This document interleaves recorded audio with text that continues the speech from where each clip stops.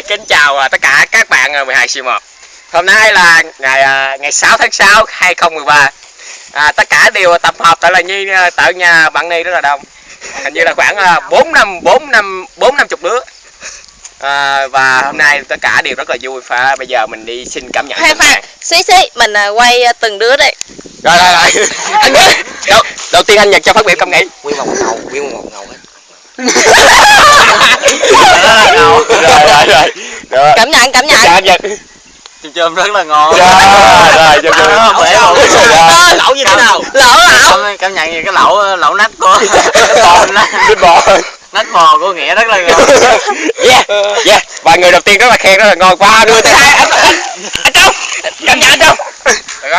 Mặc dù mình xuống muộn nhưng mà mình cảm thấy cái lẩu của mấy bạn cũng rất là hấp dẫn, nách bò. Và người thứ hai cũng rất là khen. Rồi mà người thứ ba anh Phong phát biểu không nghĩ.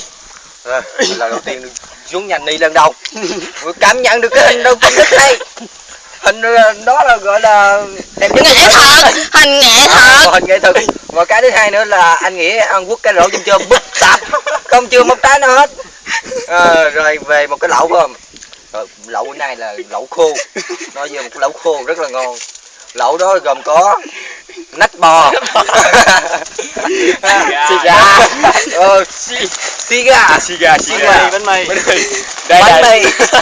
Đó là gọi là cái lẩu mà bữa nay mà bạn đi dẫn mình đi ăn cũng rất là ngon. Rồi xin cảm ơn.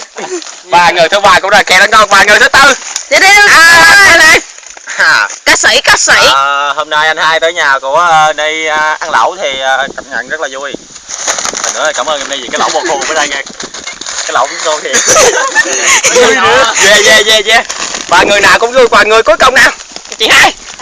Chú cảm nhận mà. Còn mình em Cảm nhận chị hai là rất cảm ơn vì cái lẩu của Ni. Chị chưa ăn cơm, tới đây ăn cái lẩu bò khô. Yeah. Và người cuối cùng thôi rất cảm ơn bạn Ni. Bữa nay mình nhịn đói từ sáng tới trưa vô ăn lẩu cho bạn. Đây giờ cảm ơn cái châm của bạn. Chưa nói hết mà. Cảm ơn châm của bạn. Từ ăn rất là ngon. Và cái lẩu thì nó thì luôn từ nhỏ tới lớn chưa ăn nách bò lần nào, có vẻ lần này ngon thiệt. Cảm ơn bạn rất nhiều. Yeah. Rồi bữa nay thôi. Yeah. Xin chào các bạn. Lẩu.